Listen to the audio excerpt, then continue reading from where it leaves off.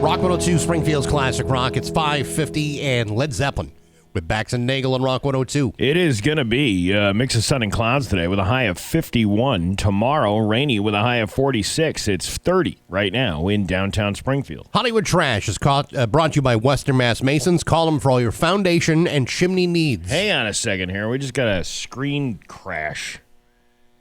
Okay. You want me to do this here? No, I can do it over here.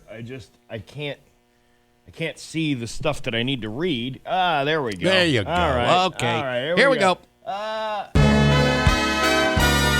Somehow you still care about what's happening in Hollywood. So, from Tinseltown, 3,000 miles away, it's Steve Nagle's Hollywood Trash. All right, let's see what we can do here with the Hollywood Trash.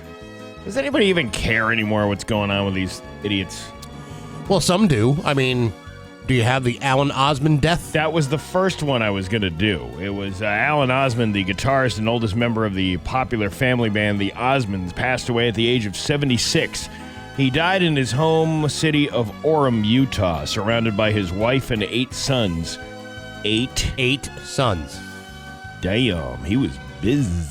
Well, I mean, he came from a big family. That means two things. Right. Alan was a key figure in the band's success in the 1970s, known for hits like One Bad Apple and Love Me for a Reason. Diagnosed with MS 40 years ago, Alan eventually retired from performing but continued to influence the family's music and message. He leaves behind a lasting legacy and is survived by his wife, children, grandchildren, and siblings. So rest in peace, Alan. What a shame. Well, who's Donnie's still alive? Donnie, Marie. I think one of the others died. I don't know if it was Jay or Merrill. Merrill. And there was Jimmy. There was young Jimmy. Yeah. I mean, there were a hell of a lot of Osmonds. A lot of Osmonds. Just those kids supported the entire family, too, doing that traveling musical act. They, hey, listen, they had hits. Mm-hmm. They were on the Andy Williams show. Hey. Andy Williams didn't just book any half-rate, no-talent, second-rate acts. I remember watching Donny Osmond back in the 90s go on the Rosie O'Donnell show. And telling how he would arrive by helicopter for his shows. And right. He would land down, like he'd come down a ladder or whatever, and then Rosie O'Donnell was like, "Oh, I'd like to do that," and he's like, "There's not a helicopter big enough for you to do that." Did he really say that? He did, and it was kind of like, "All right, man, yeah." He just said what everybody was thinking. Did he? Is that what he always did? He said what he was thinking. Well, maybe he probably. Sometimes you can think something, but you might. You shouldn't probably say it. At a time like this, I wish there was a way I could comfort Marie Osmond. Yeah, and now he's on Facebook commenting on Rock 102 videos. That's what he's doing now. Under pseudonyms. Right. Yeah. Like Big Giant Jerk. Bax is a cokehead. Yeah. That kind of thing. Nagle needs a dentist. Tell me something we don't know. Lady Gaga turned heads at a New York City premiere of The Devil Wears Prada 2 in a stunning black St. Laurent gown. I know you wanted to hear about this so bad. Yeah, so badly. The singer's photos from the event are going viral on social media, showcasing her elegant look. Gaga accessorized with diamond and gold wings from Tiffany & Company's Blue Book 2024 Celeste collection, completing the statuesque ensemble. Her sleek silhouette and soft makeup added to the overall elegance of the outfit, making her a standout at the premiere. Yeah, but you know what? She wasn't hot until I saw her throw up on somebody at the South by Southwest Festival. Like, that was the most elegant thing that she's ever done. And then called it art. You know, I would love one of these days for one of these fashion experts to say, she bought this out of the Sears catalog back in 1978, brought it back. It's been in her closet for years. Mm-hmm. By the way, she's wearing Keds. Yes. So like something simple. Something from, like, it's not fancy. Yeah. Well, somebody's wearing Buster Browns today. Do they still make Buster Browns? I don't think they do. Oh. That would be kind of a... He's wearing green Toughskins today. Yeah. Really fills out the ensemble. And what a bold choice. Look at this number from Payless Shoe Source. I used to love Payless. They don't Sure. do that anymore.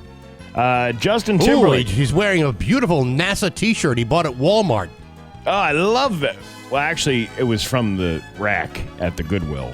Doesn't matter. But fashion is fashion. Justin Timberlake recently shared a throwback video of Justin Bieber from their first meeting, along with a recent clip of Bieber singing Timberlake's track Cry Me a River. Timberlake expressed pride in the young singer's growth and talent, reminiscing about their initial encounter. Bieber, a teen idol who rose to fame in the 2000s, my God, has achieved chart-topping success with his albums. Timberlake, a celebrated figure in popular music, has won numerous awards for his music and acting career, with Cry Me a River being one of his notable hits inspired by past relationship with Britney Spears. I have to tell you, Steve, had you not said something, I wouldn't have had any idea who those two guys are. Justin Bieber and... I was going to try to mix the names up, but they're both named Justin. Yeah. I was going to say Justin Timberlake and Justin Bieber.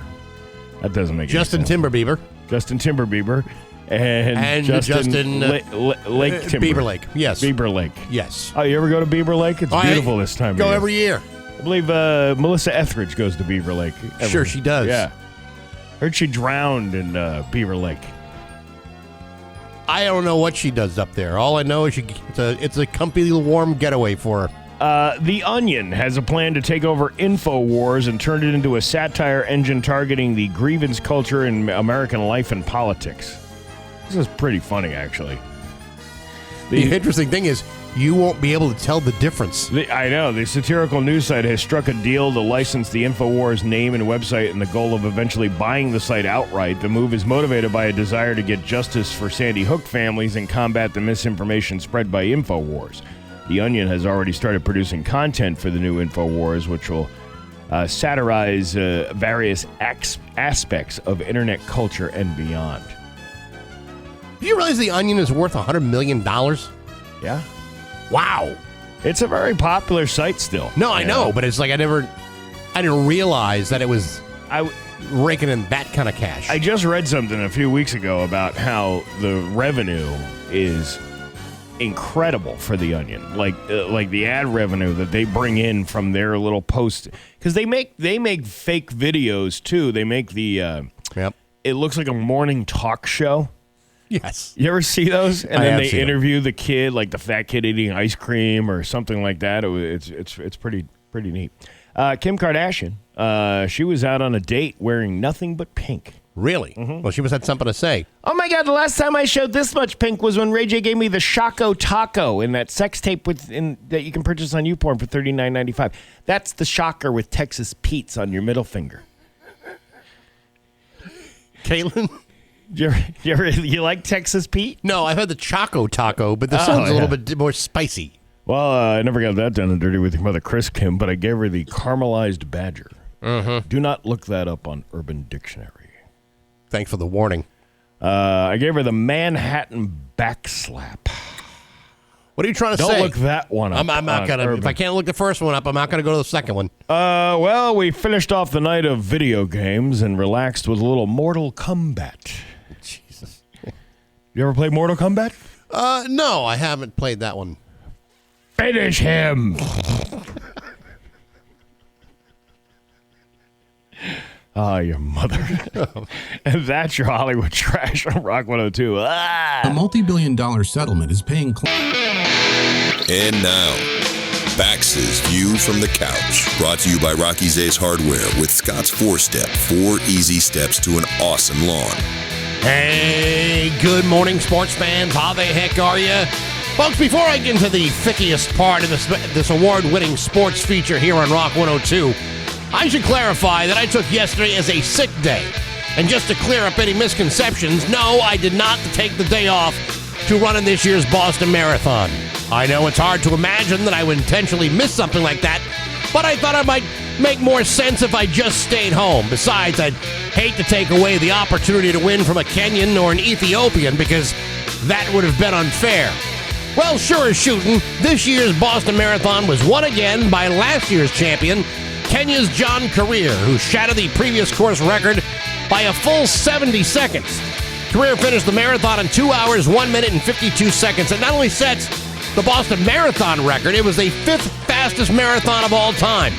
On the women's side, it was Kenya's Sharon Lukiti who won her second straight Boston Marathon, finishing up 2 hours, 18 minutes, and 51 seconds, slightly behind her record-setting time from last year. Between the two of them, that's a difference of just over 16 minutes. Now, I must tell you that while 16 minutes seems like an awful long period of time, I've certainly waited around longer for women to get ready in my day. I could do 16 minutes easy. What's more impressive about these two finishing times is I've waited around in Boston traffic for over 2.5 hours to get only half as far. Ever tried dealing with that sort of congestion during rush hour traffic? You can get 26 miles in a construction zone and 93 south for 2 hours and 18 minutes, and you're making pretty good time. But try running through the streets of Boston without police chasing you down? You wouldn't last more than 5 minutes. And perhaps that's why I have failed to participate in the marathon for the last 59 straight years. But hey, enough of my yapping. Sports brought to you by Rocky's Ace Hardware. You know, I'm looking into your future. I see a summer of grilled chicken, seared steaks, delicious sausages. I see you at Rocky's Ace Hardware. Looking at the spring grill deals. Weber, Traeger, Blackstone. Rocky's is your grilling destination. I'm Bax. That's my view from the couch.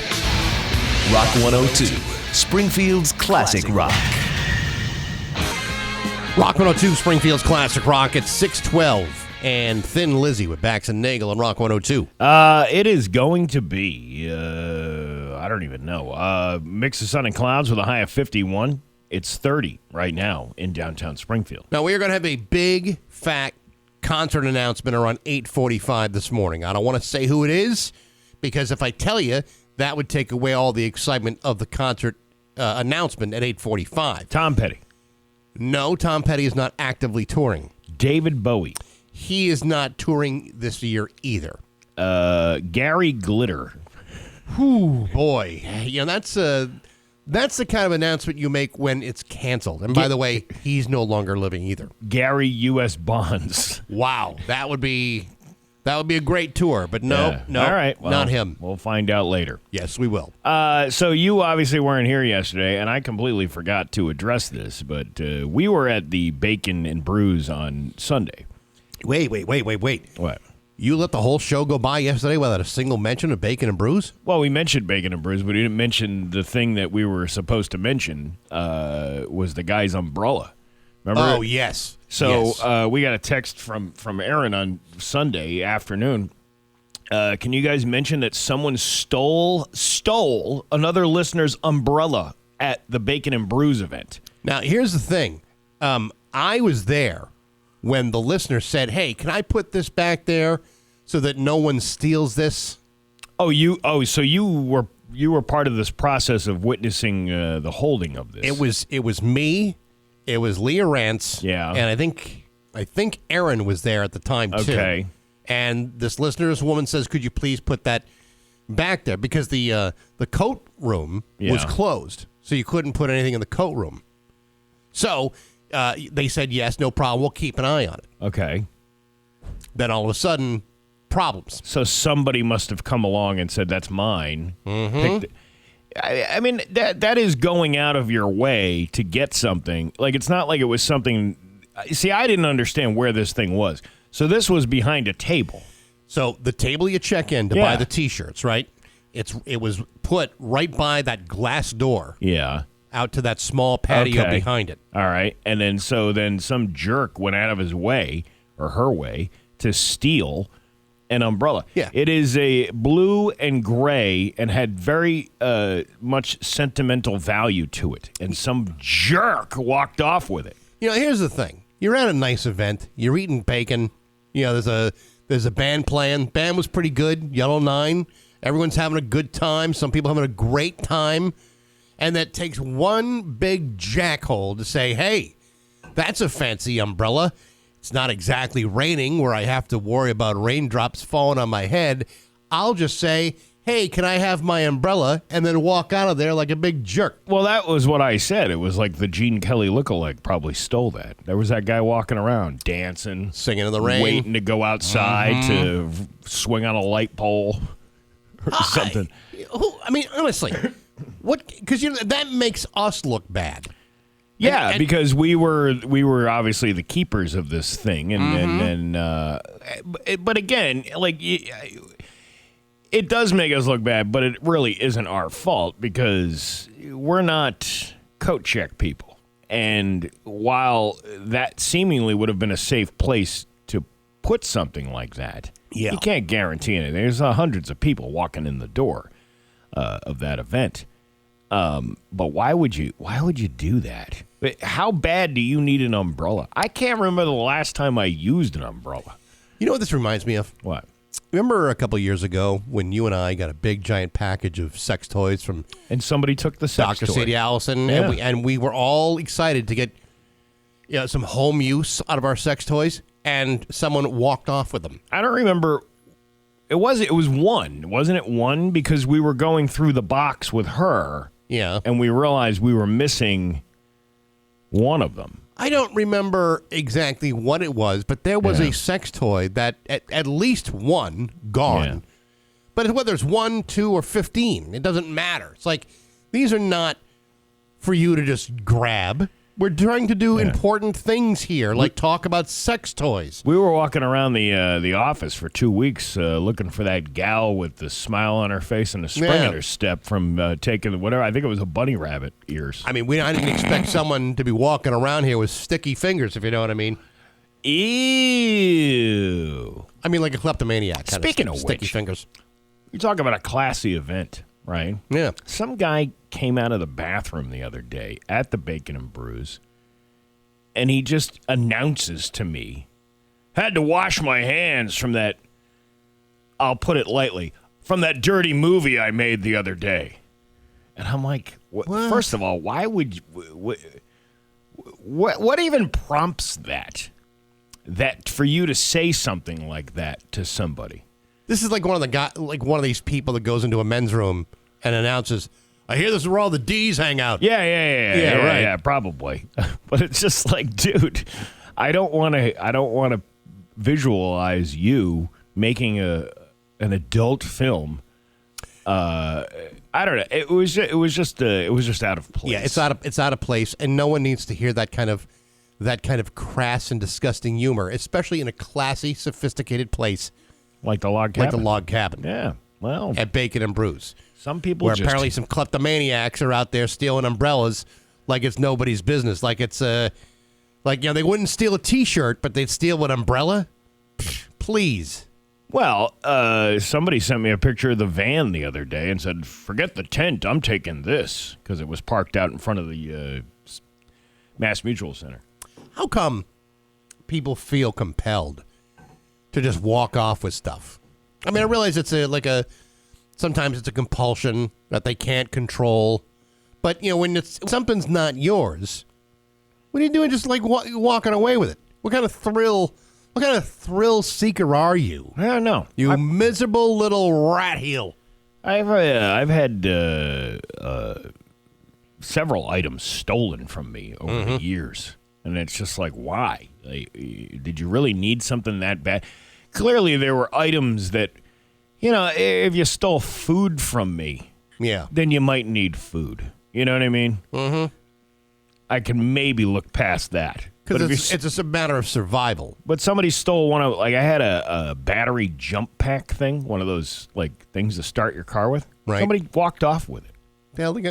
What do you, For what reason? That's not a survival thing. Like this, what do you got? Like you got the wicked witch of the wicked witch of the West. If it rains on her, all of a sudden you're going to melt. Yeah, right. You worry about avoiding sun exposure on a cloudy day. I'm guessing it was a nice umbrella. I didn't see it, but I'm sure it looks like, because if it was, again, how many people are walking around with umbrellas? I don't even see a lot of people walking around with umbrellas anymore. No, but I think there was a threat of rain, and this one was furled or unfurled. When it's closed up, that's furled, right? I don't know my umbrella lingo, because, again, I haven't had one. I don't think I've used one in probably 15 years. Well, whoever the woman that put it behind the table clearly had an emotional attachment to this umbrella, like a security blanket, and here we are trying to figure out what happened. I tell you what, if you have this umbrella and you've got a conscience, if you're a human being at all, you can just drop it off here at 167 Dwight Road in Longmeadow. Or drop it off at the log cabin. Yeah. Drop it off. Put it outside the front door of the log cabin. They're not even open during the. I mean, the business office is open, but the banquet room is closed. So just put it in front of the banquet. Put it on that little covered porch. Yeah, I mean, you already know how to get there. And just leave it, and there'll be no questions asked. Yeah, I guess. But if you have even a shred of humanity, you rat bastard, I don't know how you live with this. I don't know how you sleep at night. Probably the same jerk that stole our tent. You know what? It was probably a drunk person, because even though you might be dry from the rain, you are certainly not a dry human being. No. For you're all taking wet, that. you bastard. Well, I'm glad we didn't get to the bottom of that. Well, I mean, it's how are you going to get to the bottom of it? All you can do is talk about it and try to humiliate someone into having, a change of heart. Yeah. Jerk. I hope you get splashed by a puddle. I hope you're holding that umbrella, protecting yourself from rain. You're walking down the street, and then some guy in a big, giant pickup truck comes by and hits one of them puddles and splashes you, making that umbrella useless. You know what I hope? What? I hope you're out on a real sunny day, and for whatever reason, the UV rays from the sun give you a slight sunburn that's very uncomfortable. Bax, whoa. It's just an umbrella. You don't have to get that torturous about it. Was I going too harsh? A little bit. Really? Yeah, just bring the stupid umbrella back. That's all we're asking. It's 6:22 on Rock 102. Hi, I'm Chris, owner of 6:30 and the Allman Brothers with Bax and Nagle on Rock 102. Liam will have the full forecast for you, and he will tell you.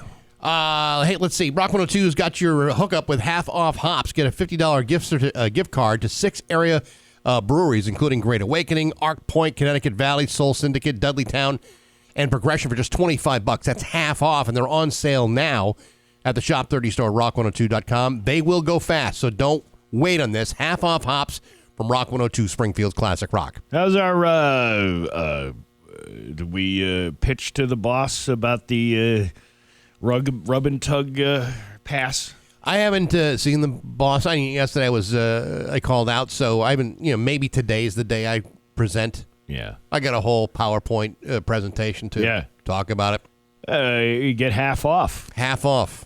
You half off to get off. That's pretty good. Yeah, I've done some pretty cool AI videos with me and Robert Kraft, and kind of talking about the benefits of these kinds of procedures. Hey, listen, there's a market for everybody. I'll tell you what, those Grok videos are real simple to put together. Aren't they? Real easy. Are you ready to laugh? Yes, sir. Let's laugh. It's Bax and Nagle's Joke of the Day I'm funny how? I mean funny like I'm a clown, I amuse you. on Rock 102, I make you laugh. Springfield's Classic Rock. So a 7-year-old girl goes and tells her mother, "Mom, little Johnny asked me to play doctor today."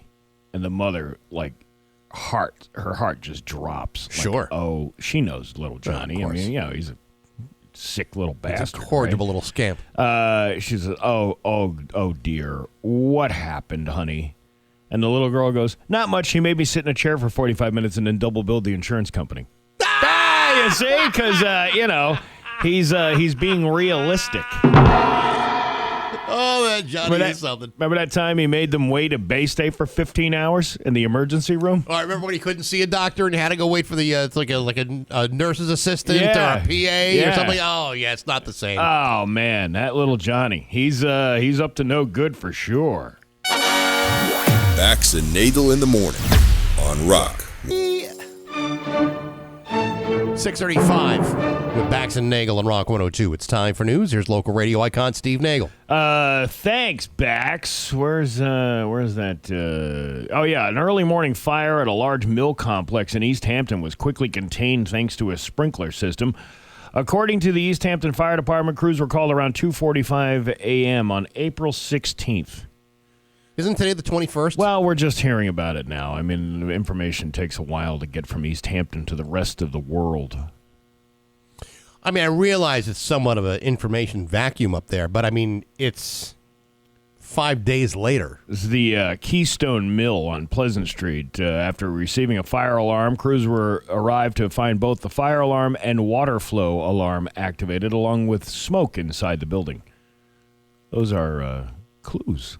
5 days ago. With only 6 firefighters on duty and the building spanning more than 300,000 square feet with multiple tenants, first alarm assignment was requested, bringing in assistance from Northampton, Southampton, and Barnes Air National Guard Base. Now, if we're hearing about this for the first time 5 days later, is it possible that the response time that this fire actually happened on April 2nd? It could have. It could have very well happened on April 2nd. But because of the slow passing of information, fire department didn't get around to going there until several days later. Hey, it happens. Just saying. Under the command of Captain Rice Aroni, the East Hampton Treat. Firefighters entered the building and located the source of the smoke in a large office space. Where the sprinkler system had already activated, crews found an active fire burning beneath an office table and were able to extinguish it using a portable fire extinguisher. We had to wait to get the extended version of this story. That's why we're talking about this 6 days later. Well, again, they probably didn't learn about the fire extinguisher until just the other day. And frankly, it was actually 5 days because the story came out yesterday.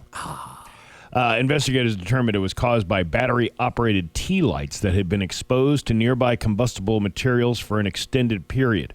Heat from the fire activated a sprinkler head located about 20 feet above the floor. I love the detail to this story 6 days later. It's one thing to get no information. It's another thing to get a lot of information way too late.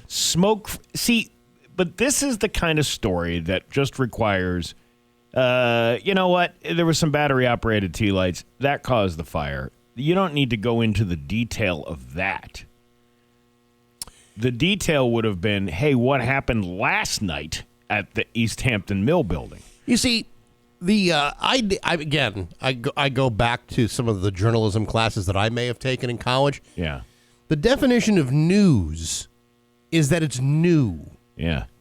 It's like it's happening like right now or just finished happening. It's not what happened last week. I was already around last week. I got my share of what was new last week when it was new. Now, no longer new. No longer. It's old. Fire officials credited the sprinkler system and the quick response of crews by preventing more serious damage to the building, which houses a mix of retail, office, and event spaces. Sprinklers. Yeah. Could you explain that technology to me, please? No, that's for another story and another time, probably 6 days from now. I'll wait.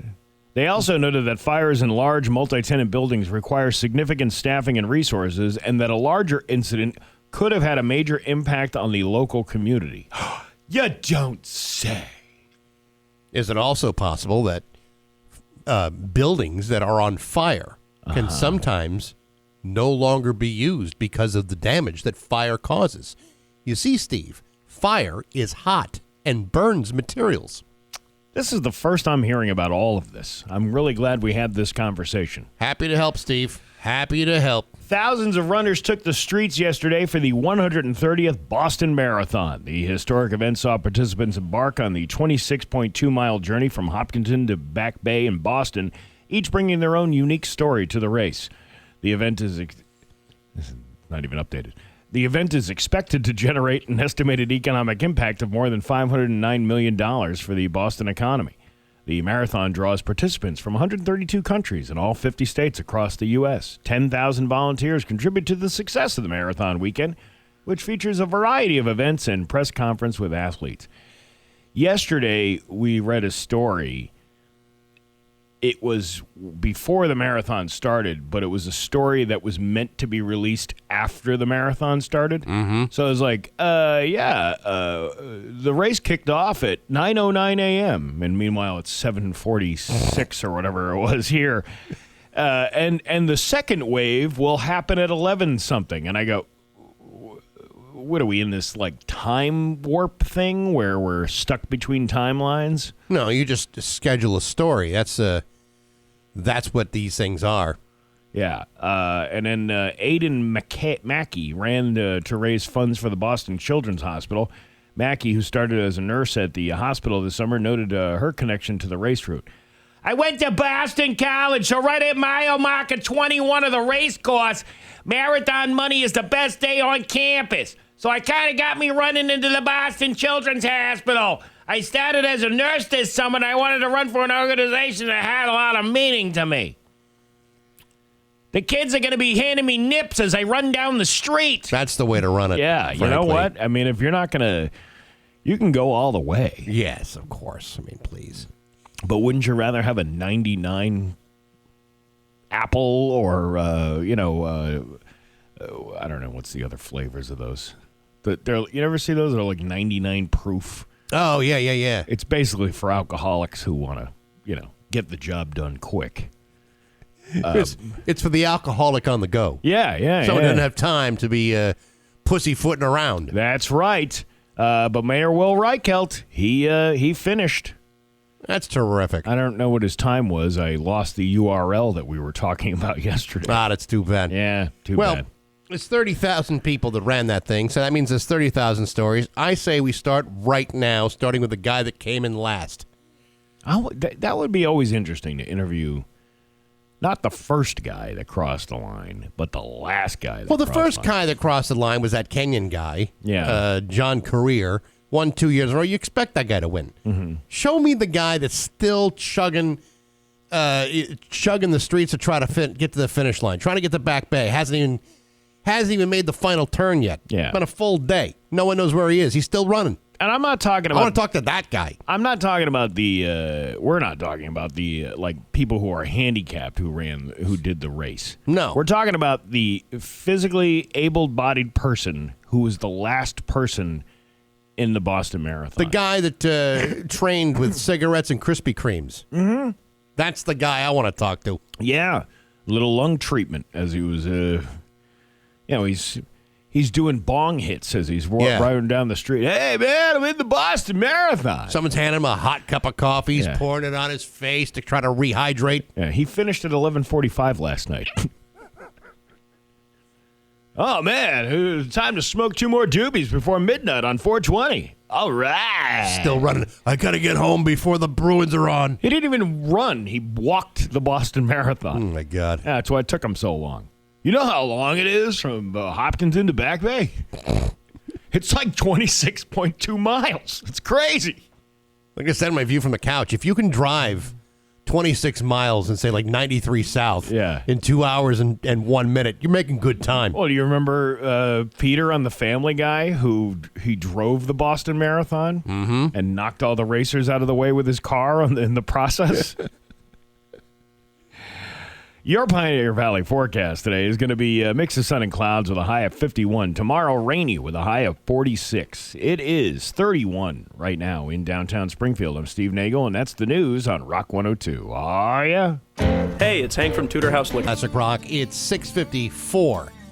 And Bon Jovi with Bax and Nagle on Rock 102. Mix of sun and clouds today with a high of 50. It is 31 right now in downtown Springfield. This week in Baxi's Musical Podcast, my guest is best-selling author and music journalist John Robb. He's got a brand new book out called Punk Rock Ruined My Life and Other Stories. It comes out on May 12th, but John joined me for the second time. We've spoken before after he released his last book. He's released like 9 of them. Guys have been writing all over the place. Have you ever seen any British music documentary in the last 20 years? John Robb is usually on it. So, really cool guy, really interesting interview. Check it out on Apple Podcasts, Spotify, YouTube, and on the app.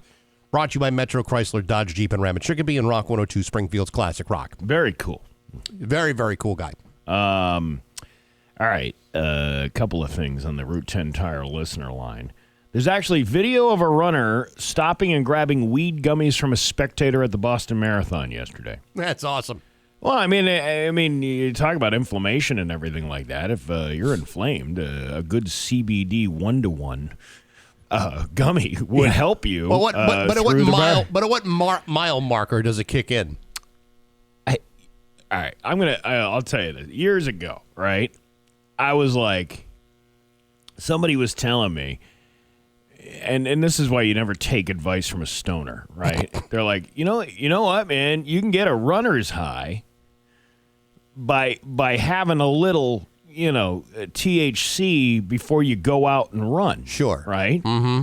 So I did. I took a little bit of THC. How'd that work out for you? I was great, man. I'm like running, and the music is playing in my headphones, and I'm like, this is the best feeling ever. I must have been out here for at least 45 minutes. It was 3 minutes I had been out, and I was like, I'm going home and going on the couch and grabbing some Cracker Jacks and having myself a time with the TV. See, that sounds like a better idea to me. Yeah. So it's not really practical to take something that is going to relax you so much. Yes. That you are taking that in the middle of a 26.2 mile run. See, the whole mystery of endorphins is kind of foreign to me. I wouldn't know an endorphin if you punch me in the face with one. So I've never had that runner's high or any kind of activity-related rush for anything. Nothing. So I mean, I wouldn't have any real understanding or appreciation for it. So that's why I choose to not get involved in it. Well, that and my low speed, my bad knees, my bad ankles, bad feet, the arthritis, all that stuff. Well, this is why you need CBD one-to-ones. Yeah, that's right. Maybe you're right about that. 5 milligrams of THC and 5 milligrams of CBD. That'll put your inflammation right down. You were the one who just said don't take advice from a stoner, right? Well, I'm not giving you advice. I'm just telling you what's going to make you feel better. Yeah, that's kind of like advice. No, it's not really, because I'm not telling you to do it. I'm just saying this could be the result of that. I see. It's a recommendation. Yes. Not advice. No advice. Understood. It was mile 4.20. Of course it was. Right. Yes. The funny thing is, I got a couple of emails from local dispensaries yesterday, with their little deals and stuff. But a lot, there wasn't a whole lot of hoopla, I guess you would. I like my boomer words. There wasn't a lot of malarkey and hoopla around the 420 holiday yesterday. Not too many shenanigans, huh? No, not at all. Ah, well. What's the scuttlebutt on the 420 day? I don't understand. I don't know, but I'm looking at the time, and gosh, tick-tock, tick-tock. Well, there you go. It's 6:58 at Rock 102. And now, Bax's View from the Couch, brought to you by Rocky's Ace Hardware with Scott's 4-Step, 4 easy steps to an awesome lawn. Hey, good morning, sports fans. How the heck are you? Folks, listen, I realize that both the Celtics and the Bruins are playing important games tonight in the playoffs, and I realize that the Patriots will be getting ready for Thursday night's NFL draft, and yes, I even realize the Red Sox will be hosting the Yankees tonight. I'm aware of all these things. However, there are times when a beloved local radio professional, such as myself, has to strike while the iron is hot, talking about something that relates to none of those important things. And yet, if I fail to say something, then I run the risk of missing a perfectly good opportunity that might never, ever come around again. And so, I have chosen to skip all those things that you might be more interested in and focus my attention on the New York Mets. Tonight, the New York Mets will be hosting the Minnesota Twins. Now, you might say, Baxie, why would I possibly give a frog's fat ass about something like that? Well, that's a fair question. And if you had told me that at the beginning of the season that I'd be talking about it, I think you'd be out of your mind. However, the New York Mets have lost 11 games in a row. And tonight, according to my calculations, could be number 12. You see, this is the longest active losing streak in baseball, and while it hardly sets the record, the Mets appear to be on their way, as the longest losing streak in the modern era of baseball was the 1961 Philadelphia Phillies, who cranked out 23 losses in a row. The Mets are just about halfway there. Now, you might say, but Baxie, if the Mets haven't broken the record, they still need 12 more games to get there, why the hell are you talking about it now? Again, a fair question. However, I don't think I need to remind you that in order to lose 23 games in a row, you need to lose 12 first. And right now, in order for the Mets to achieve this great milestone, every game counts. That not only includes tonight's game with the Twins, it also includes the series with Colorado, Washington, and the Angels. And if they can keep this up, until Monday, May 4th, then they will have shattered a record that has stood the test of time for 65 years. That, my friends, is history, and that's why it's so damn important. Either way, I sure hope I don't jinx it, because I can't wait to see that happen. But hey, enough of my yapping. Sports brought to you by Rocky's Ace Hardware. Look around your yard and your garden. Everything is hungry. You need to go to Rocky's, get fertilizers like Turf Builder. Get your yard and garden looking verdant and vibrant and all the stuff that begins with the letter V. Get the yard and garden deals right now at your neighborhood Rocky's Ace Hardware. I'm Bax. That's my view from the couch. Rock 102, Springfield's classic rock. Rock 102, Springfield's classic rock. It's 7:12 and Aerosmith with Bax and Nagle on Rock 102. Mix of sun and clouds today with a high of 51. Tomorrow, rainy with a high of 46. It's 31 right now in downtown Springfield. Got a big fat concert announcement coming up around 8:45 this morning. We'll tell you all the details about that and how you can win tickets to a big fat rock and roll show. Rick James. No. All right. Rick is not currently touring this year. What about, Sister Hazel? Wow, that's, I know. Man, where'd you pull that one from? What's his name? Dimitri. No, I don't. Right. Neither one of them. All right. Much bigger. Well, I'll just have to wait, I guess. Yes. Here's an interesting question that popped up on Reddit in the last week. What's a company secret you can share now that you don't work there anymore? So they were asking people who had worked in previous industries. Okay. What's a little secret? The first response was, there isn't real lava in lava lamps.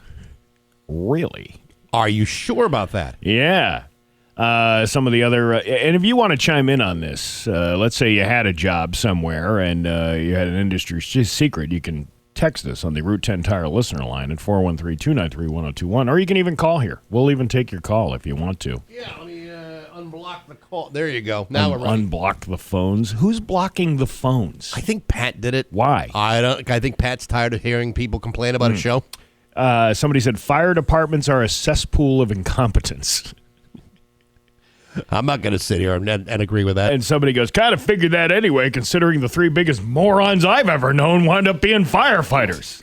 Figured it would be just too much of a coincidence. I worked for a restaurant chain that made soup, salads, and fresh breads. They expanded to fast and had to lay me off. I have all their recipes, which I had to sign an NDA before they gave me my severance. I still have all of them. That was years ago. And now they're gone, and I'm still free to go now. So will he be able to make that Panera broccoli and cheese soup? Maybe. Because that's exactly what it sounds like. Yeah, it does. Yeah, because they changed everything over there at Panera. Yeah, it's like nothing like it used to be.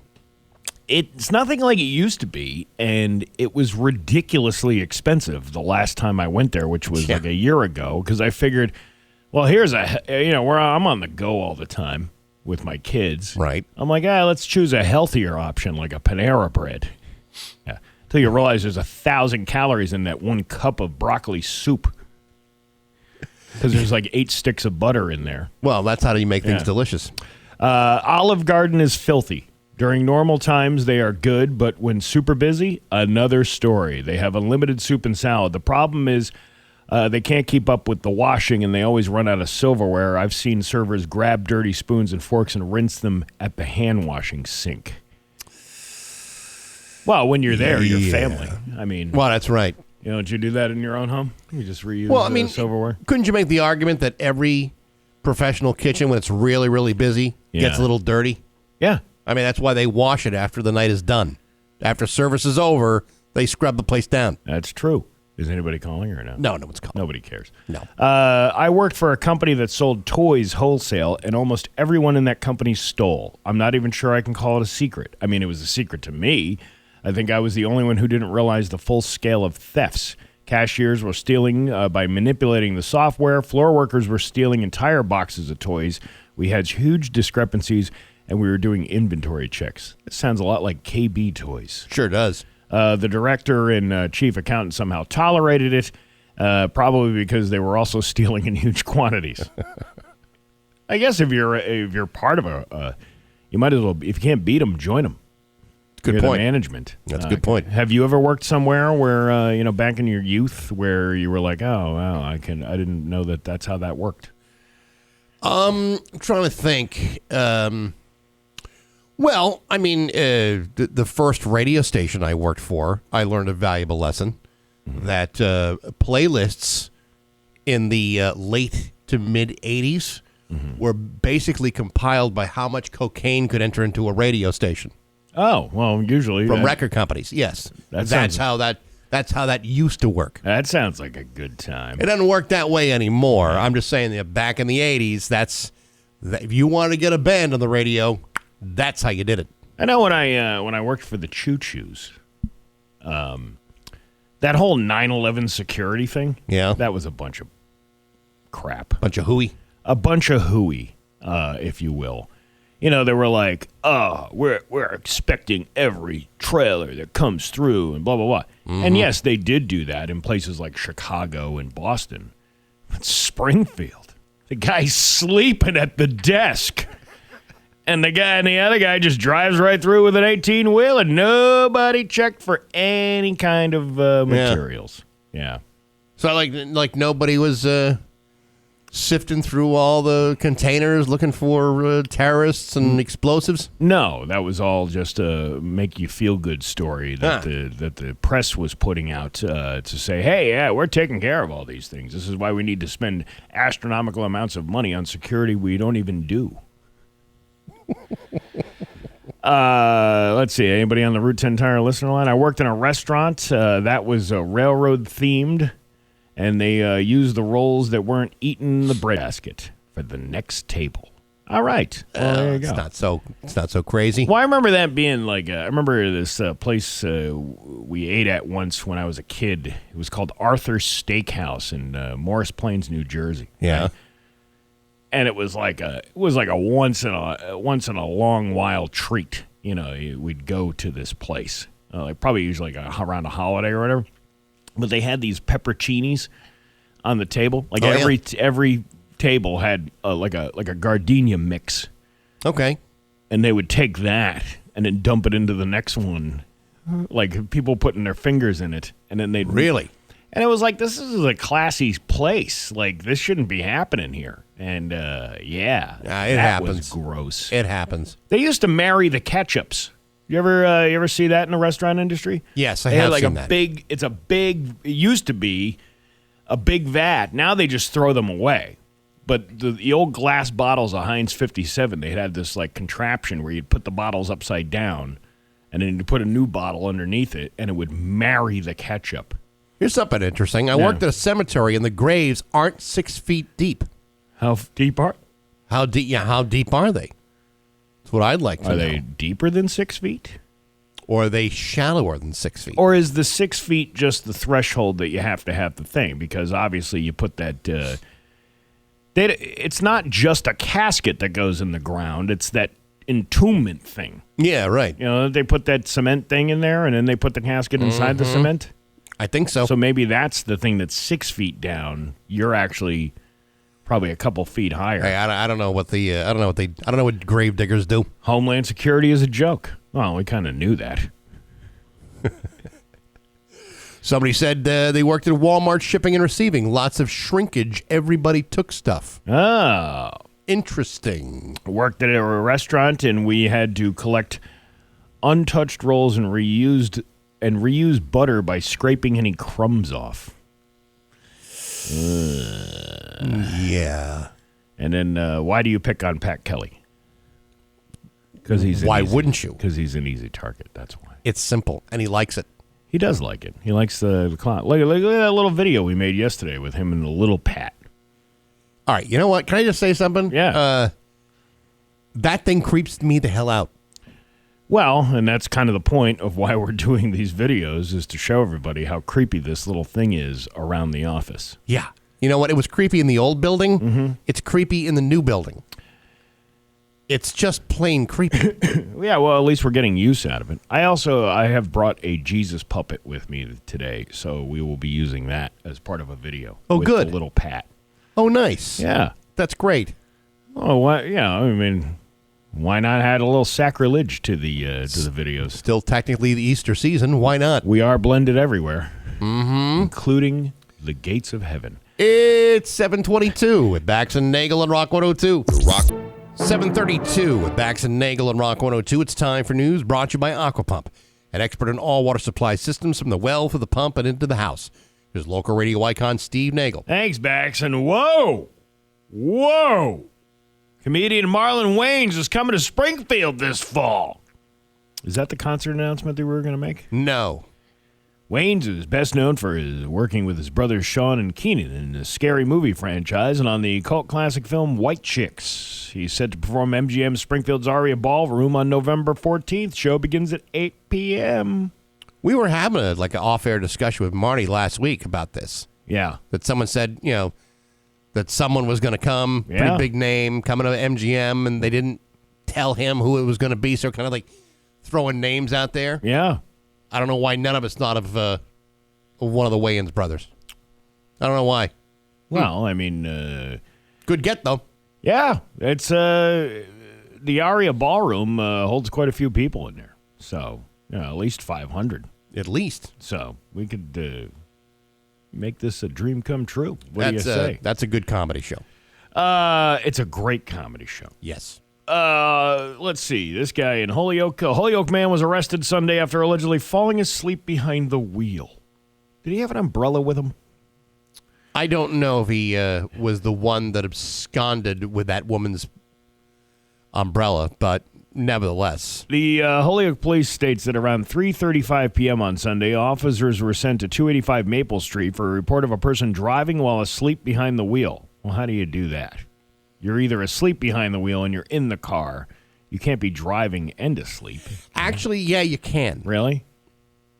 When officers located the vehicle, the driver appeared slumped over the wheel. As officers attempted to wake the driver. See, he wasn't physically driving. He was just passed out in the running car. But the car was still in motion. Yeah. So then technically he was operating a vehicle while sleeping. They noticed the car was still in drive. Once the driver woke up, he placed the car in park. The driver, 44-year-old Frankie Quinones of Holyoke. Oh, is that the John Quinones, the guy? Probably his younger brother. What would you do? Yes. Well, here's what not to do.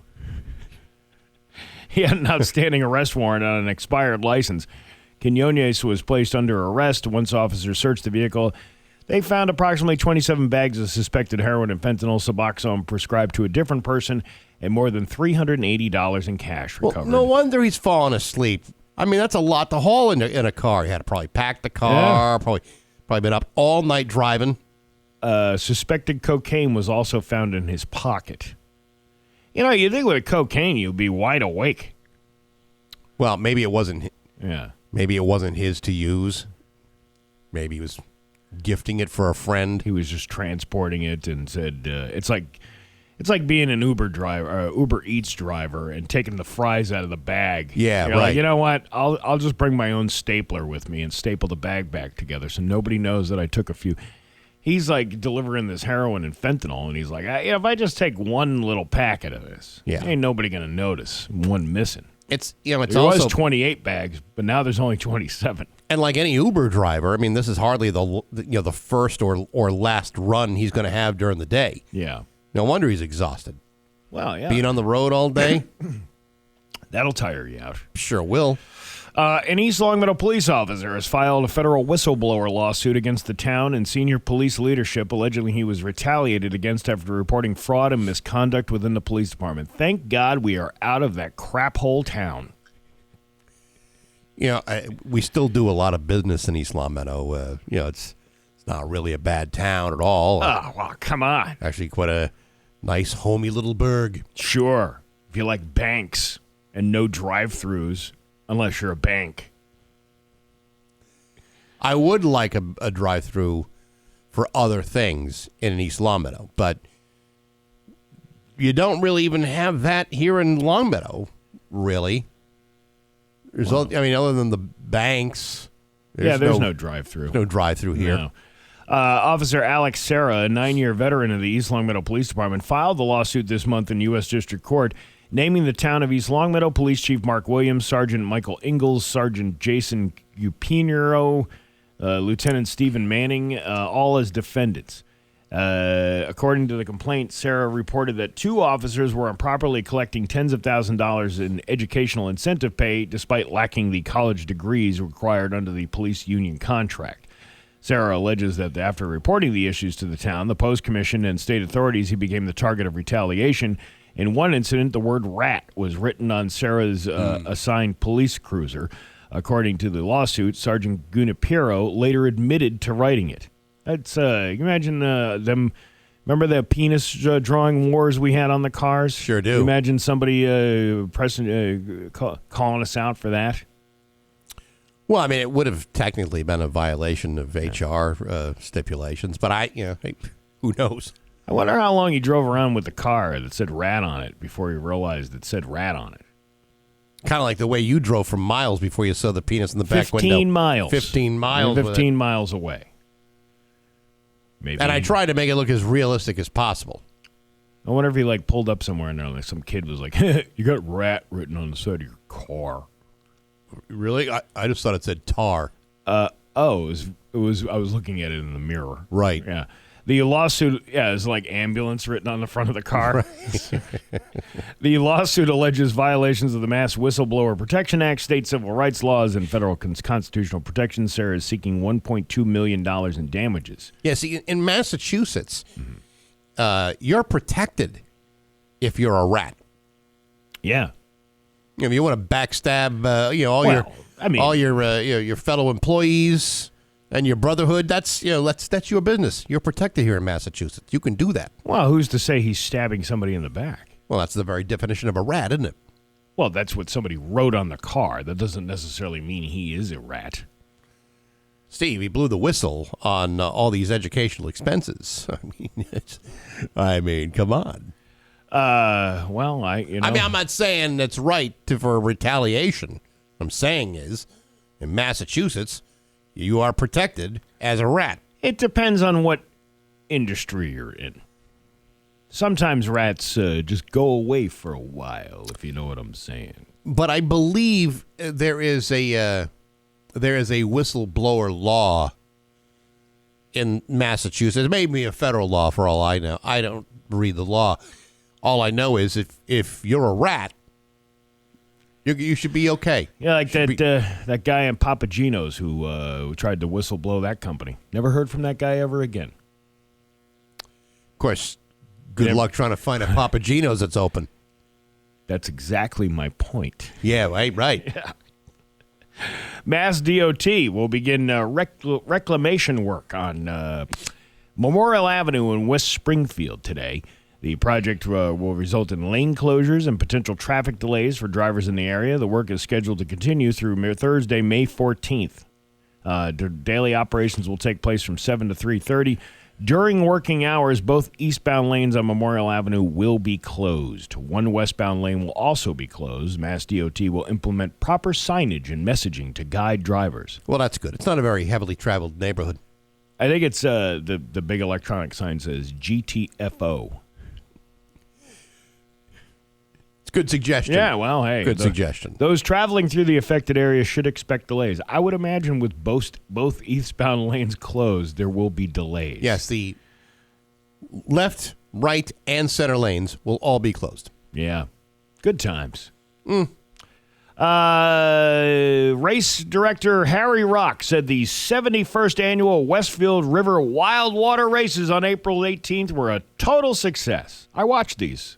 Oh, did you really? Walked across the street from my house and watched these people. There was a guy on a paddle board doing this. Really? Yeah, there was like canoes, kayaks, all that stuff. And then this guy on a paddle board who was kneeling, I think, most of the time, but there was times where there was a picture of the guy standing on it. It's a good way to get yourself killed. Well, maybe it's the rush of the Westfield River. Yeah, no kidding. The mighty rapids of the Westfield River. The 282 racers hailing from Massachusetts, New Hampshire, Maine, Connecticut, New York, Montana, Alaska, and Montreal started and finished with smiles on their faces and were filled with adventures, memories, and stories to share with their families and friends. Someone came all the way out here from Alaska?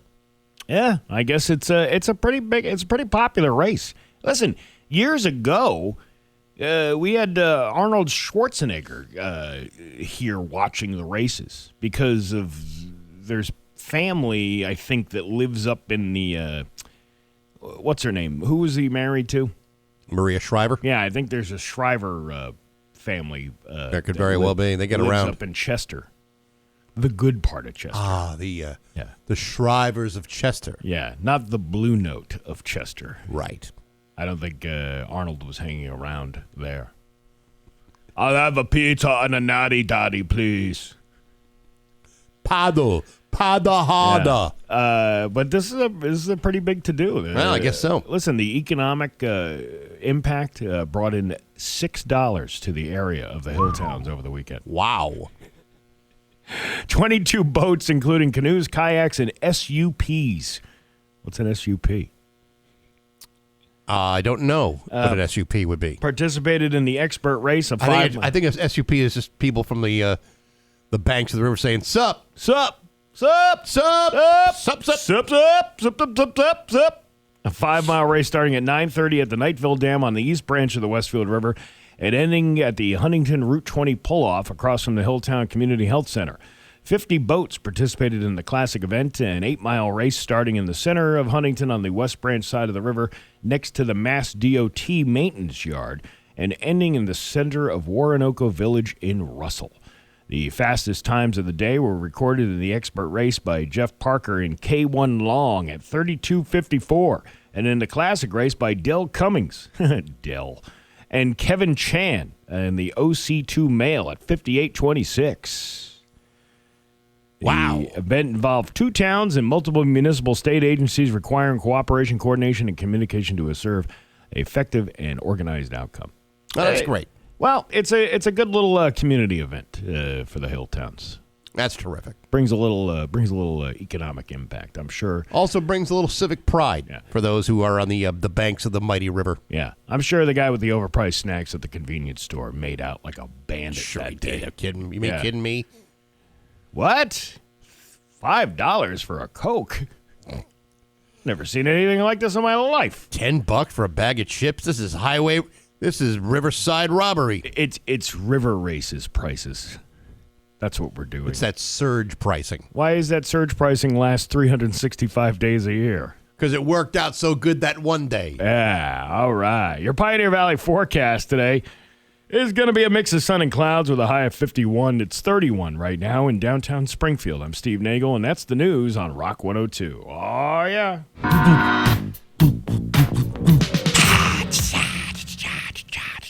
Rock 102, Springfield's Classic Rock. It's 7:51, and Queen with Bax and Nagle on Rock 102. SUP stands for stand-up paddleboard. Ah, well, that makes sense. Well, but it's still fun to say SUP. Especially when you're on the riverbank, you see someone just standing up on a inflatable. SUP! Yup! SUP! Yeah, this guy, the stand-up paddleboard, I got a video of the guy standing in the rapids, holding on for dear life. All right. That is one hell of a trip. It's a great way to break your neck and not enjoy the rest of the race, I can tell you that. It's also a great way to stay in shape. This week on Backstage Musical Podcast, my guest is best-selling author and music journalist John Robb. He's written for everybody, The Melody Maker, The Guardian, The Observer. He has his own website, Louder Than War. He's got a brand new book out, his 9th book called Punk Rock Ruined My Life. Guy's written everything over the years. Really fascinating guy. It's the second time on the podcast. Next week, my guest is going to be another guy, another 2-timer. Pretty excited about that. I'll tell you more about that later in the week. You can hear all the interviews on Apple Podcasts, Spotify, YouTube, and on the app. Brought to you by Metro Chrysler, Dodge, Jeep, and Ram at Chicopee and Rock 102, Springfield's Classic Rock. Somebody also sent us a picture of their trash can, or somebody's trash can. Mm-hmm. And they said, I'm not sure if you guys should be proud of this or embarrassed by this trash can. He saw it in infield. So there's a Bax and There's a WEEI sticker on it. Yeah. Then there's a couple of other stickers. One that says, leave your firewood at home. Okay. Don't give bugs a free ride. Right. And then there's a Bax and O'Brien sticker. Mm-hmm. And a Rock 102 sticker. And also a Hampton Beach sticker. I think that's the most the Hampton Beach sticker I'd be embarrassed Well, by. you do know that many of us in the know refer to Hampton Beach as Chicopee by the Sea. Yeah, I love that reference. So, yeah, well, you listen, many people have put those stickers on trash receptacles. Yeah. I never thought about putting stickers on trash cans. Like you're carrying a case. I used to have like a gear case that would do the DJ thing. Yeah. Anytime I'd get go somewhere, slap a sticker on the side of it, so it looks like I've traveled the world, or Western Mass and Northern Connecticut. Like your trash receptacles, seen a lot more of the world than you have. Yes, exactly. But I don't know if I'm necessarily embarrassed by that. Jenny and I used to live next to a very nice Who's couple. Jenny? My wife. You're married? Yes. Since when? 1919. Wow.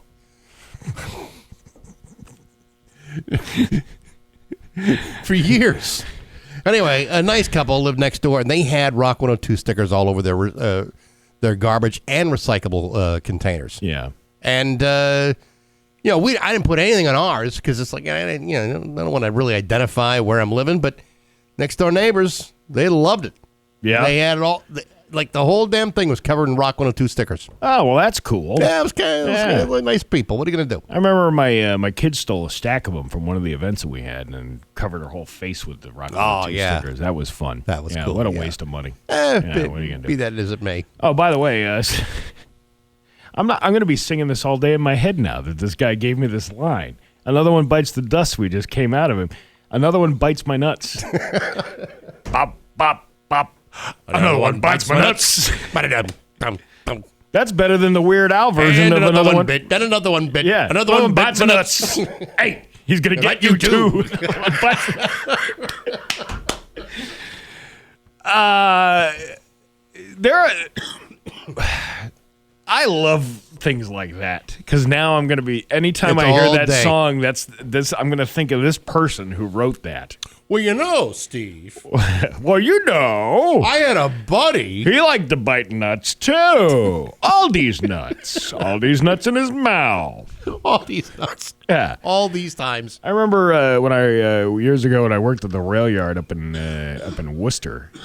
It was we had like one radio station that would come in. It was like this old little radio that was because of all the digital equipment and everything in there. You had to like hang a coat hanger up to get the one classic rock station in Worcester, and it was the Steve Miller Band, Rockin' Me. Mm-hmm. And then this one guy would sing. Instead of "Keep on Rockin' Me, Baby," he would say "Stick your blank in me, baby." Gotcha. Yeah, and that's stuck with you forever, didn't it? Every time I hear that song, I was like, "Stick your." I get it. You don't even have to say it. I kind of know where you're going with it. Another one bites my nuts. Yeah. Hey, shoot out.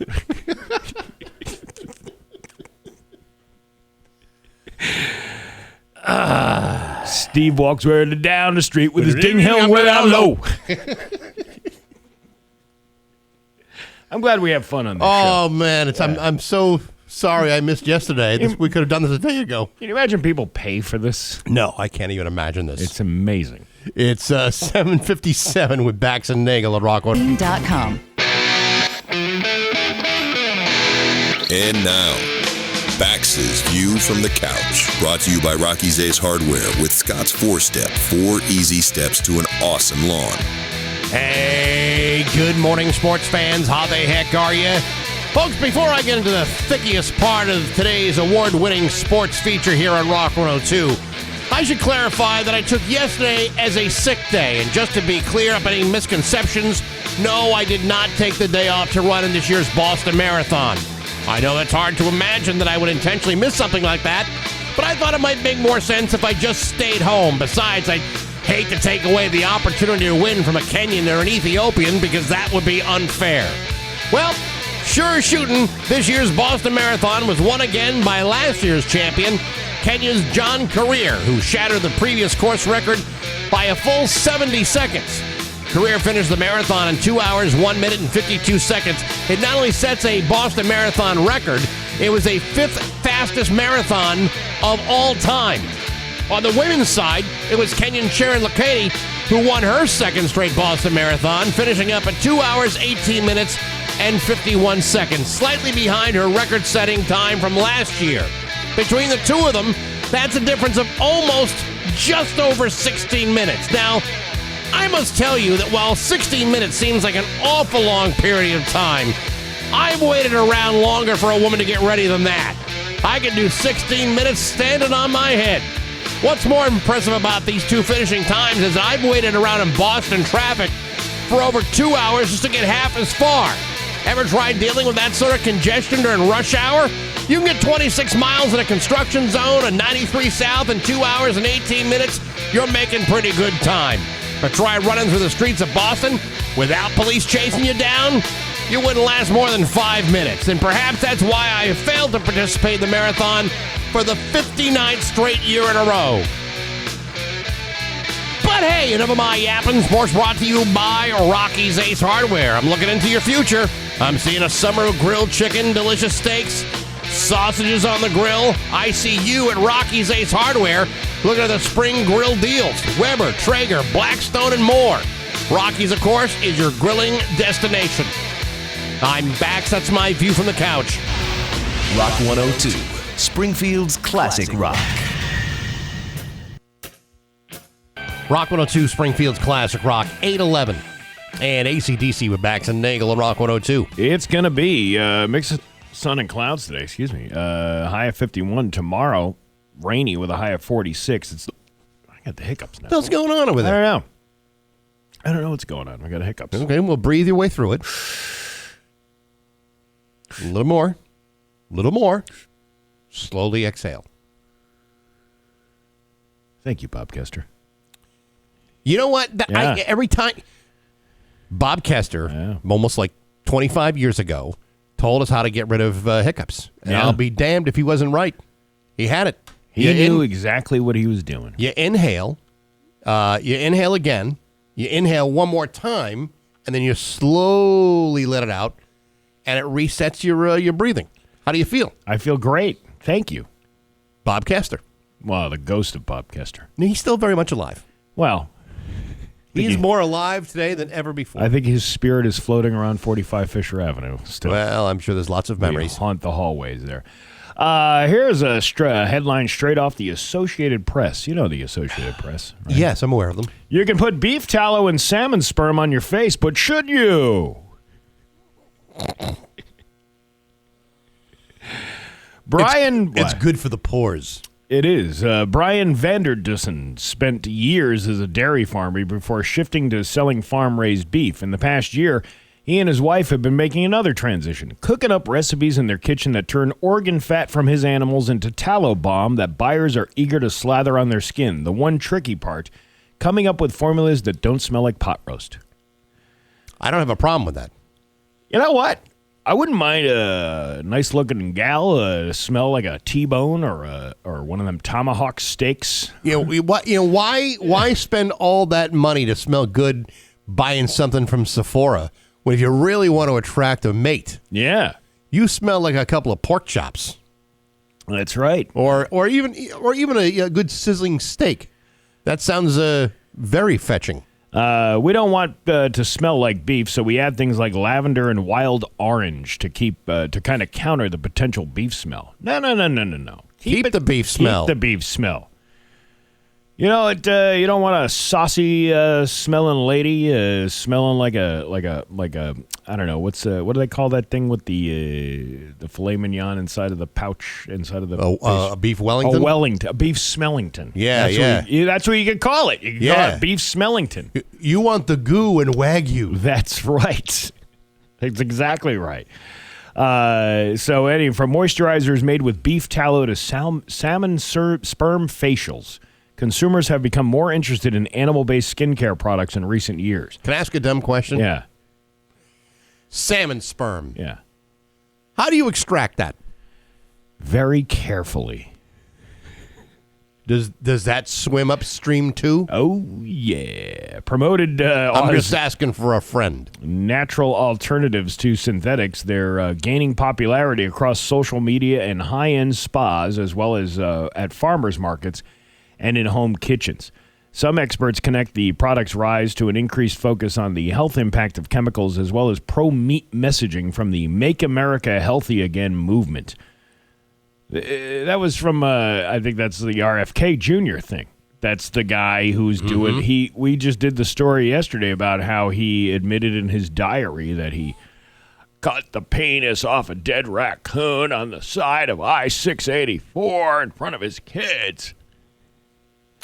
Like most people do. And that's why we keep our hands in the windows when we drive. That's right. Anyway, there's been a movement in the last couple of years to embrace animal-based foods. That's according to Nora McKendrick, Associate Professor of Sociology at Rutgers, who has studied why consumers are worried about chemicals in their personal care products. I think some of that is probably spilling over into the cosmetic world. 31-year-old Natalie Keenan said she was looking for a natural skincare product when she decided to give tallow a try. The first product she purchased felt beefy and heavy on her skin, but the aroma. But the Western Pennsylvania woman said she recently found a whipped tallow balm scented with coconut that feels much lighter. I use it sparingly. Just a little tiny bit has been enough to keep my skin feeling smooth. You know, sometimes when I'm all wrinkled like a raisin, I like to put some beef balm on the bags under my eyes. You want to rub some beef balm on my balm bags? I smell like a sizzler or a ponderosa. And it's all you can eat shrimp night. By the way, that's another story. Red Lobster is bringing back all-you-can-eat shrimp again, even though it cost them $11 million. I know it's another story, but it was kind of related to... what we're getting at. Yeah. The cosmetics industry moved away from many animal-derived ingredients decades ago amid concerns about animal testing and disease outbreaks like mad cow, said Perry Romanansky, an independent cosmetic chemist who studies how skincare ingredients are formulated. Although I've heard several people refer to their wives as the mad cow, so maybe that's... she's got mad cow disease. You know what I'm saying, pal? She's practically foaming at the mouth. For years, those concerns, along with the rise of vegan beauty products, pushed many brands to avoid animal-based ingredients altogether. But recently, some of those materials have started to reappear in skincare products and often marketed as natural alternatives. The obsession with having to look good and then buying a product that you're only buying because your, quote, research involves somebody in a pyramid scheme on a social media site going, hey, if I get you to buy 10 of these products, then you sell 10 to your friends. And then you make some money. Well, you know, there are a lot of people that are figuring out that, like, in the cosmetic industry, for all the people that want cruelty-free, products, they're realizing, well, cruelty-free means more chemicals. Yeah. And you're rubbing this stuff in your face and in your hair to try to look good. Like, chemicals are great stuff, but not always. Yeah. And then maybe the more healthy options are things like bone marrow, beef marrow, other oils that may come from animal products. Yeah. Maybe there's something to that. Prices vary, but a tub of tallow balm at Target costs $15 more than a tub of petroleum jelly. Now, okay, but you're using petroleum jelly in a much different fashion than some beef tallow. Yeah. Well, I like a woman that smells like beef. Yes, listen, if you smell like a stew. That is... Many of the ladies at Mingles used to smell like a stew. I used to smell like a mulligatawny. Then I had my doctor prescribe something. In 3 weeks, it was gone. Were you chunky or were you creamy? It depended on the week. It always started creamy, but then ended chunky. And while there are some salmon sperm products, like masks you can use to apply at home, many have to be applied at a spa. You have to go to a salmon sperm dispensary in order to get that. Why does that sound like it's illegal in most states? Huh? It could be illegal. Can you imagine going to the salmon sperm dispensary? The SSD? Wait, is Is this the medical grade or the recreational one? What about Maura Healey just appointed 3 new people to the SCC, the Salmon's Commission. SSC, the Salmon Sperm Commission. Right. Yeah. Well, I'm trying to. You're trying to edit yourself. I'm really trying. Yeah. That's why the delay. I've got so much to say, but yet I've got so little time left in my career. Yeah. I really don't know if I want to put one before the other. When you get salmon sperm on your face, does a tuna appear and go, "Sorry, Charlie"?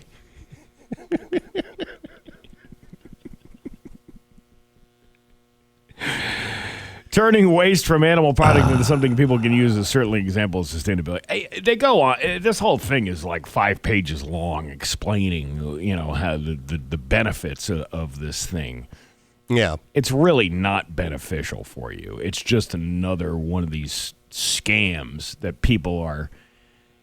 I mean, they're being able to sell it as a beauty product. Yeah, and people are just falling for it. You fall for anything. If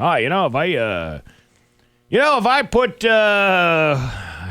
I have to edit myself too. Yeah, see what you're saying? This is how it seems like on the outset. It seems like, all right, we're ready to go. We're going to be talking about tallow and salmon sperm. It's going to be a great time. Maybe this would be better used as a video. Yes. Even then, right? I mean, we are blended everywhere, aren't we? Yeah. Well, could we be blended right out the door if you really want to pay? If you really want to do it right. Now, is the salmon smoked before it's used? How do you get it out of there? I don't know. I mean, I've heard of kissing the fish after you catch it. I've never heard of this. This seems a little more intimate. Oh my God! Look at the time. It's 8:22 at Rock 102. 8:32. With Bax and Nagle and Rock 102, it's time for news brought to you by Gary Rome Hyundai. Technicians get up to a $5,000 sign-in bonus right now. Learn more at GaryRomeHyundai.com/family. His local radio icon, Steve Nagle. Thanks, Bax. Neighbors on Newton Street in Holyoke watched quite a scene unfold around 11:40 p.m. on Sunday night when a car collided into a parked car and then a building. The driver was taken to the hospital for possible injuries and will be summoned to court for negligent operation of a motor vehicle and driving with a suspended or revoked license. No other injuries were reported, but the building sustained structural damage. This will go down on your permanent record. I hope you know that this will go down on your permanent record. Oh, yeah? Well, it happens. Sometimes you hit a parked car and a building, and then all of a sudden it's found out that you are not licensed to be operating that motor vehicle. So, I think people will learn their lessons, huh? Well, I mean, they did blow the horn. Yesterday was 420. I missed it. Marijuana holiday. New legislation signed into law this weekend overhauls the state's cannabis regulations, restructuring the Oversight Commission and expanding both business and consumer rights.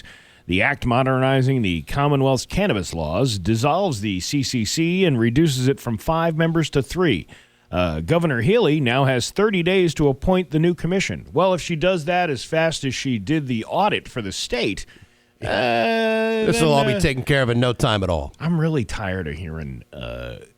because it's basically a bunch of these politicians, including her. Mm-hmm. Well, we can't do this. Doesn't cover the audit. Doesn't cover this. And then the legislature's like, "Wow, we don't. This doesn't cover this. We voted for it. Just do it." Why is this so difficult to do? Because they don't want you to know what they're spending money on. Yeah, they just want to take the money from your taxes and spend it on whatever nonsense they're spending it on, without you knowing. That's the last thing that you want to learn is what they're doing with your cash. Cannabis retailers can now hold 6 licenses, double the previous limit of 3. They're now also permitted to advertise sales, discounts, and loyalty programs inside their stores and via email.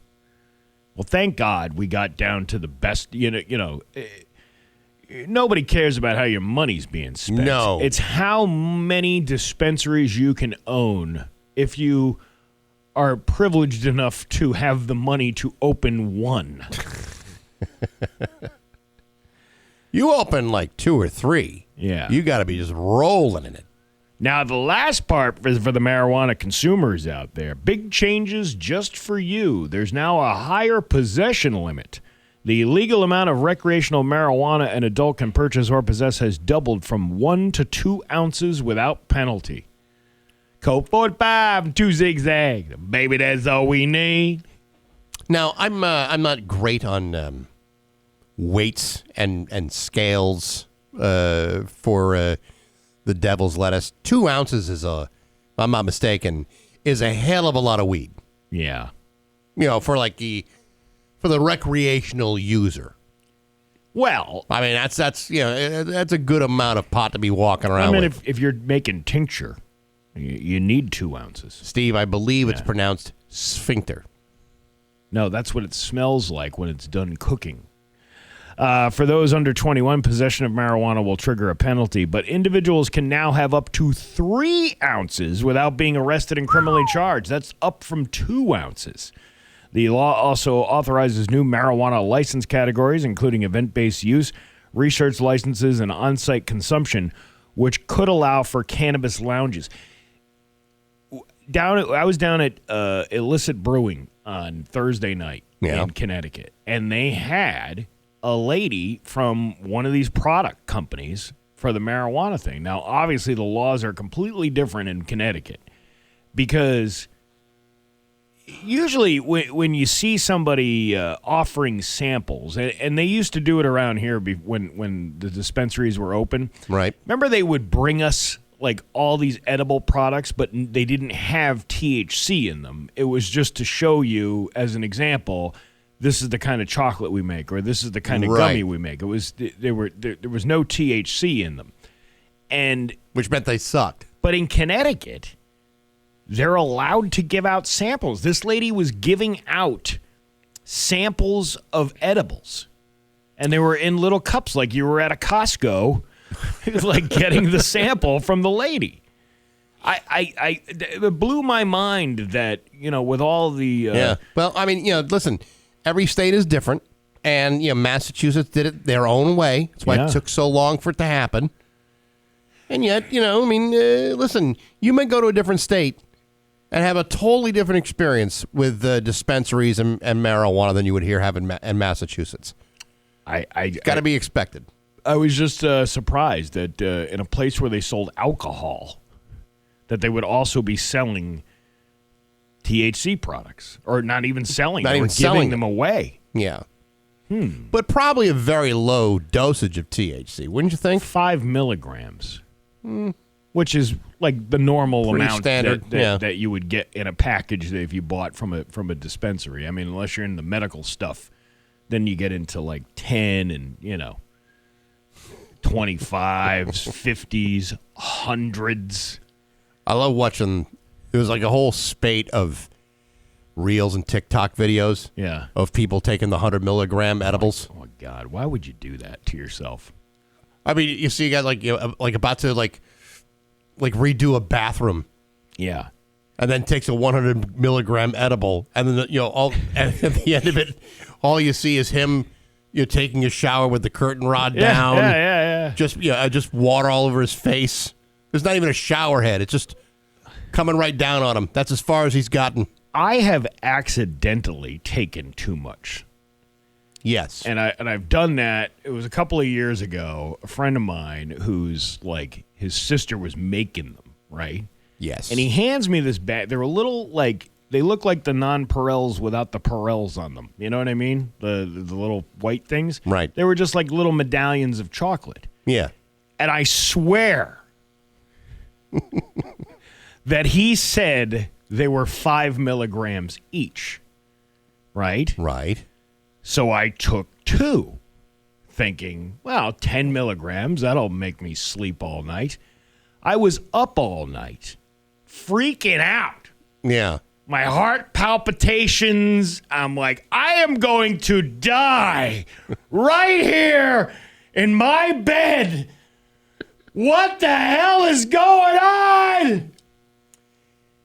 It was And when not 5 milligrams, was and it? it took like 10 hours for it to wear off. I was Right. up all night long. I was supposed to have a nice relaxing weekend. I had no children. I was like, I'm gonna, relax and have a couple of edibles. Everything but. Yeah, when I called my buddy after I came out of my psychotic episode that I was having, Yeah. I said, dude, those were more than 5 milligrams. And he goes, I know. I told you they were 25 milligrams each. I had 50 milligrams, and I was freaking out.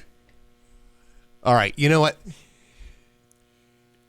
It sounds hilarious until you've experienced it. it or have seen someone experience it. It's Have you ever experienced it personally? No. Of too much THC? No. Yeah. And the reason why, Yeah.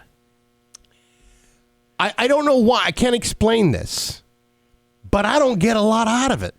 Okay, well, I may be like one of those like cannabis resistant people that just, to be honest. You're not going to believe this. What? I got a buddy from Syracuse. Oh, my God. Right? And he's this big dude. He's like, probably 400 pounds. Okay. He's a house. He's like and he I've seen him take like 25 or 30 milligrams and nothing happens to him. It's everybody is different in the way it reacts. Yeah. To those, some people just don't have it in them. He's like, I don't get high. I've never gotten high in my life. And it's weird to see people do that.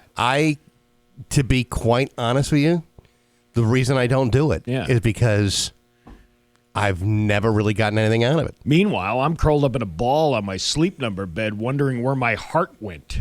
Why is my heart missing from my chest? And why is it still beating across the room? Why is everybody in this town looking at me right at this very moment? What are these flashes of light when I close my eyes? It looks like lightning.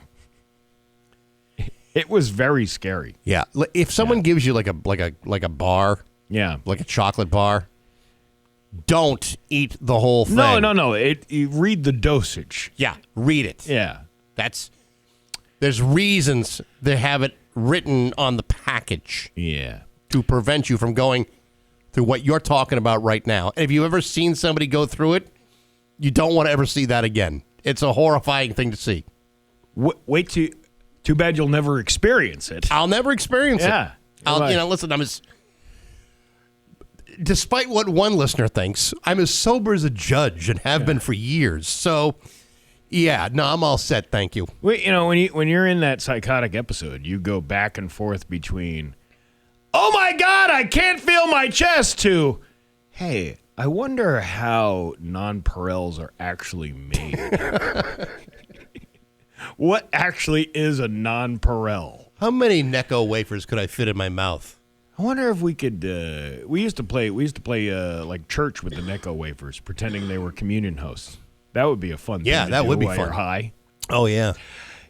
Your Pioneer Valley forecast today is going to be the sugary body of Christ. Sugary body of Christ. Ooh, he tasted like Necco wafers.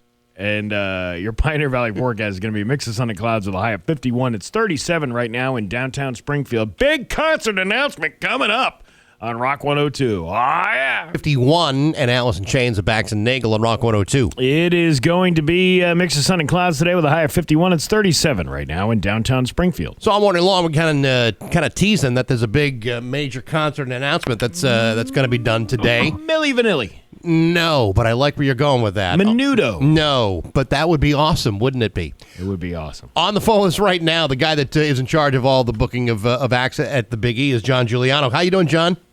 Hey, good morning, guys. I'm doing great. How about you? I'll be good when you tell me that Menudo is coming to grace the stage at the Big E this year. Geez, I don't know that I've got Menudo on the list, but it's kind of funny you were playing Alice in Chains a few minutes ago. I see where you're going with that. Yeah. Well, now you figuring it out? Well, I know it's not them, but it's similar. It's similar to that. It's an Alice. Alice. Did you figure that one out? Yeah. The lady from the Brady Bunch. I didn't even know she was in a band. She's dead anyway. Not that Alice. I don't think she's around any longer. It's another Alice. Come on, in the rock, theatric, Boy. guy. Gee. Come on. Boy. Yeah. Man, I'm right. It wouldn't happen to be, say, like an Alice Cooper or something like that. Bingo. What? Bingo. Bananas. Get out of here. My goodness. So tell us a little bit about this. Alice Cooper's coming to the Big E? September 19th, Saturday, September 19th. Yeah, at the Big E Arena. Wow. Tickets go on sale this Friday at 10 a.m., I believe. Yes, 10 a.m. Now, this is pretty interesting because, this is going to be a big year for Alice Cooper. He's doing a European tour before this, but he's also releasing a book in October called Devil on My Shoulder. This is all going to happen before he goes on like a European book tour of this whole thing. So the timing of this is actually pretty interesting. The timing is everything, and the timing is kind of crazy because I've been trying to get Alice Cooper for probably, I don't know how long. It's just every year we put an offer in, and the routing hasn't been perfect. And these days, the routing's got to be really good for you to get a date, or it's a one-off, and you got to pay a lot of money. But we're very fortunate to get him at this point in his career. The routing worked out perfect, and everything going on with Alice Cooper, it's just a win-win for us. So happy that you guys were able to help announce that this morning with us. And hey, no problem, man. So this is going to be at the arena, right? At the Big Arena. Yeah, Yes. that's going to be one hell of a good time. Now, do you think Alice Cooper and Chubby Checker will be hanging out eating cream puffs, or maybe getting their weights guessed? I think it's a certain possibility. Chubby's up for anything. Chubby is great. He'll do anything. Come on, everybody! School's out for summer. That's right. They could have we got a little cream puff bar backstage this year, so I think that's something that they'll probably be hanging out doing. That's a really good question. Like Alice Cooper's rider, does he require, I want a dozen cream puffs, I want a turkey leg, I want, what is it, Thanksgiving nachos that they got? Thanksgiving nachos and a tea time at Springfield Country Club for 7 a.m. Yeah. There's a couple of those folks that want that, but his rider is a lot of production, to tell you the truth. His catering is not that bad. He's pretty easy guy, pretty easy to buy for. So, we're fortunate on that one for sure. Now, does Alice Cooper have to wait in line for a Maine baked potato? Of course, everybody's got to wait in line for a baked potato. Now, what about Alice is no different when you come to the fair that way. What doesn't he get frontsies on the big yellow slide line? He could. We know the person that runs the slide, so he could go down the slide as long as he wants to do the stairs like everybody else. All right, no elevator. let's hope he does it after the show because at his age, you'd hate to see him break a hip or a pelvis or something, and that would really slow down the show. Well, we could have maybe him and Chubby do it at the same time. They could both slide down together after the show. Right, of course, absolutely. Listen, videos with Chubby Checker, Alice Cooper, and Gene Cassidy all walking around, and they're all and Gene is winning prizes for Alice and Chubby, going, "Hey, look, I even got the big one. I knocked down 3 of those milk cans, and I got the big one for you."